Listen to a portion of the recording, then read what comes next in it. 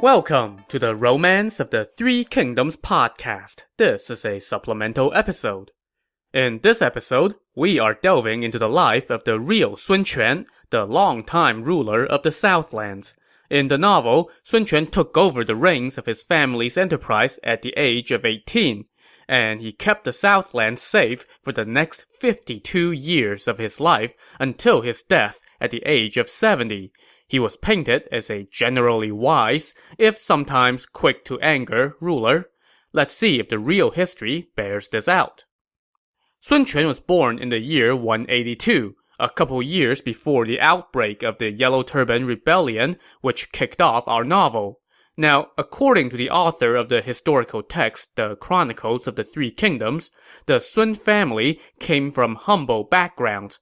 But there's a legend that they were actually descendants of Sun Zi, he who wrote the now famous text, The Art of War. But there's no proof of that, and it sounds like the kind of embellishment one might be tempted to go back and tack onto one's family history after one had become the ruler of his own kingdom. While Sun Quan's more distant family roots may be ordinary, his more immediate connections definitely made names for themselves. His father Sun Jian made his name in helping to put down the Yellow Turban Rebellion and then became a prominent player in the early period of the novel. He was one of the 18 warlords who joined forces to take on the tyrannical Prime Minister Dong Zhuo. That coalition quickly dissolved, and Sun Jian went home to the Southlands to begin building his empire. But he was killed in the year 191 while waging war against Liu Biao, the imperial protector of Jing province. 4 years after Sun Jian's death, his eldest son, Sun Ce, began his grand enterprise of carving out an empire in the Southlands. Sun Quan was only about 13 years old at this point, but he accompanied his brother on campaign and was said to have been one of his advisors. In fact, Sun Ce was so impressed by his younger brother that he felt Sun Quan was even more talented than himself. When they feasted with guests, Sun Ce apparently would often turn to Sun Quan and tell him, "All of these people will one day serve you." By the time he was 17 years old, Sun Quan had begun leading troops for Sun Ce. A year later, Sun Ce was assassinated, and at the age of 18 or 19, Sun Quan became the patriarch of his family. The early years of Sun Quan's reign were unsteady, to say the least. At that point, his domain consisted only of 6 districts, and after he came into power, 5 of those 6 districts fell into rebellion. Even members of his own clan were plotting against him. One of his cousins was in secret contact with Cao Cao. Another launched an attack on one of the districts, and several other officials also staged insurrections. But to his credit, Sun Quan faced them all down. After a series of battles over 3 or 4 years, he managed to pacify the districts and bring some stability to his reign. I think this was more or less glossed over in the novel, which made it seem like Sun Quan was inexperienced and relatively untested when he was facing Cao Cao's invasion at Red Cliff. But in reality, he had been fighting for his throne from the moment he sat down on it.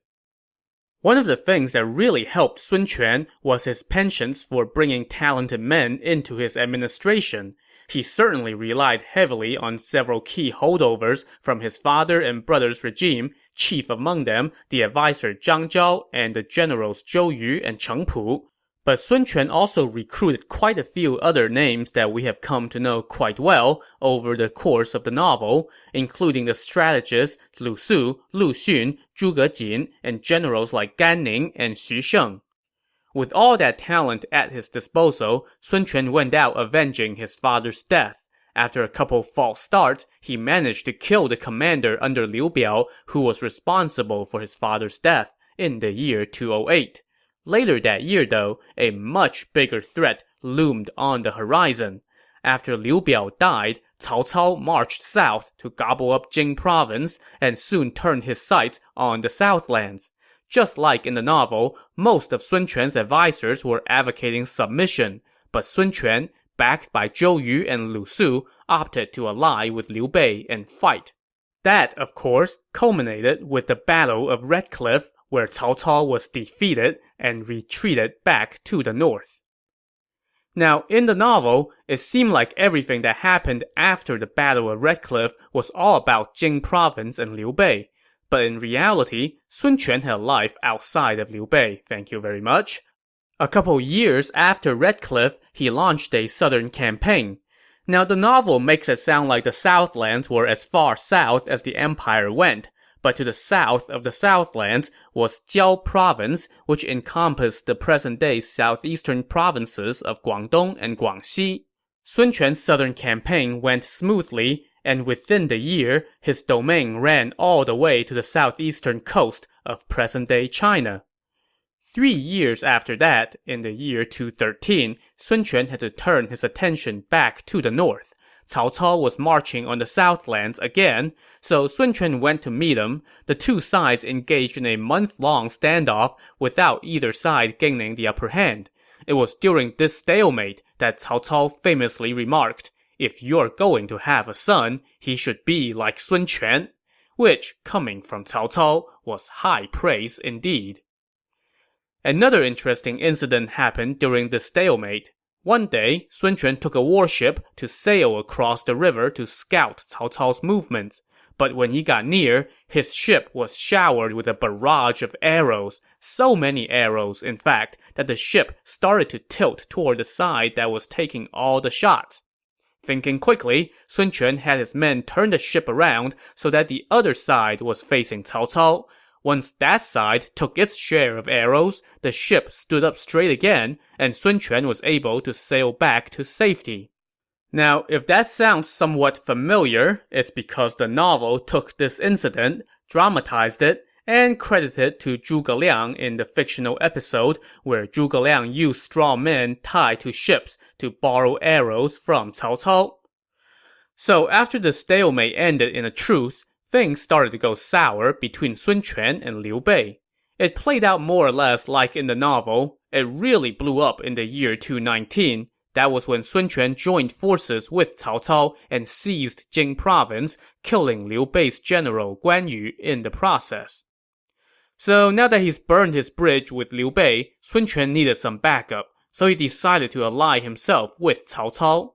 In the year 221, when Cao Cao's son Cao Pi declared himself emperor and founded the Kingdom of Wei, Sun Quan sent an envoy to request that he be allowed to become a vassal of Wei.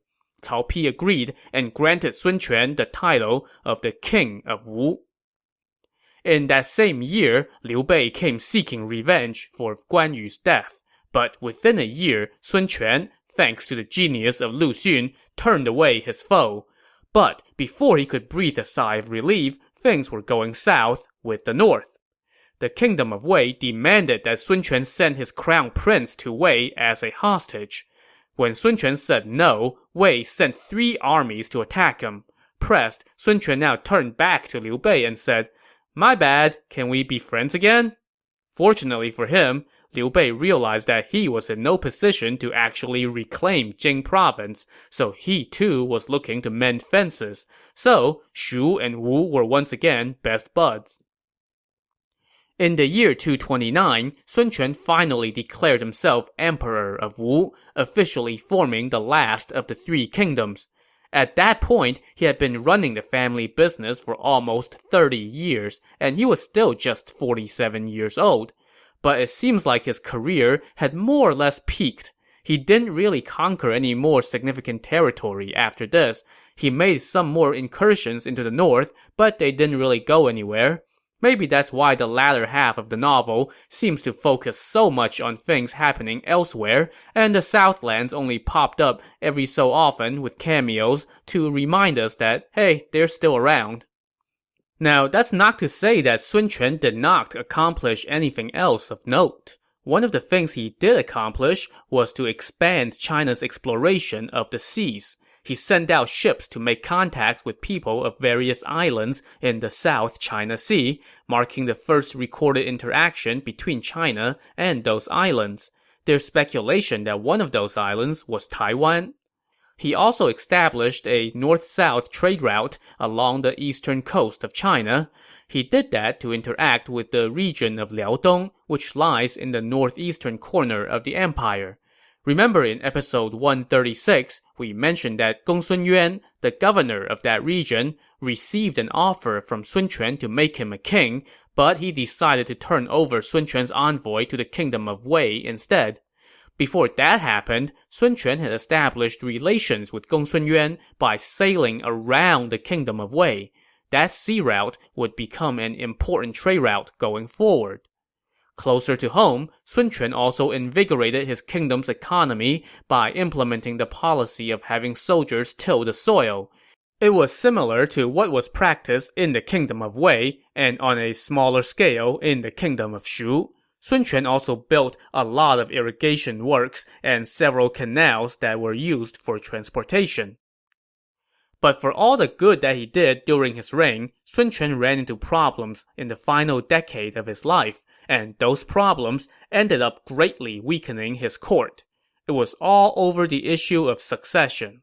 Sun Quan's eldest son was his heir apparent, but that son died in the year 241. Sun Quan's second son died even earlier than that. So Sun Quan now named his third son the new heir. The problem, though, was that Sun Quan had a fourth son whom he adored, and he treated the fourth son about the same as his new heir apparent. The fourth son let that go to his head and started thinking, hey, why am I not the heir apparent? I want to be the heir apparent. I deserve to be the heir apparent. And so the trouble began. When Sun Quan fell ill one time, his fourth son started moving against his brother by spreading lies that the third son was not at the ancestral temple praying for their father's health like he was supposed to, and that the third son's mother was even happy about Sun Quan's illness. When Sun Quan heard this, he became enraged, and his third son's mother ended up dying out of worry, and the heir apparent began to fall out of favor with Sun Quan. Gradually, the friction between the two brothers grew to such a degree that it engulfed basically the entire court. All the court officials ended up on one side or the other in that fight. We're talking about guys like Lu Xun, Zhuge Jin, Bu Zhi, the highest of officials in the kingdom. It got so bad that even Lu Xun, the prime minister, and the guy who once saved the kingdom, was reprimanded by Sun Quan so frequently that in the year 245, Lu Xun died of aggravation. The succession crisis continued to rage, and it got so bad that the heir ended up being placed under house arrest. The prime minister and some other officials tried to plead with Sun Quan for the release of the prince, but Sun Quan got ticked off by their actions, and the prime minister ended up being treated to 100 strokes and then getting exiled from the court. He was actually lucky, though. Some of the other guys ended up losing their heads. After all of that, in the year 250, Sun Quan just got tired of all this drama and decided to put an end to it. He stripped his third son of his heir apparent status and exiled him. So that's good news for the fourth son, right? Well, not so much. See, the third son was actually lucky. He just got exiled. The fourth son, on the other hand, got death. Sun Quan forced him to commit suicide, and some of the officials who allied with him lost their heads too. When the dust settled, Sun Quan named his seventh and youngest son, Sun Liang, as the new heir apparent. The fallout from this decade-long struggle was very costly. Because of all the power struggles at court between the two factions, many officials were either exiled or executed, and that dealt a huge blow to the talent base at court. It also left a child as the heir. When Sun Quan died 2 years later, the new emperor of the kingdom was just 10 years old. That created a power vacuum and no shortage of struggles among various people to control that power. In many ways, the instability of the Wu court after Sun Quan's death could be traced back to the succession crisis. But by the time that chaos manifested itself, Sun Quan was not around to see it anymore. He died in the year 252, ending a reign of 23 years as emperor of Wu. But, of course, he was in charge of the Southlands for much longer than that. Remember that he took over the family enterprise in the year 200, so all in all, he ruled over the region for 52 years. and whether through diplomacy or war, he managed to keep his domain from being swallowed up by either Wei or Shu, making him truly one of the more remarkable characters in an era filled with remarkable characters. Alright, that wraps it up for Sun Quan. I hope you enjoyed this supplemental episode, and I'll see you next time on the Romance of the Three Kingdoms podcast. Thanks for listening.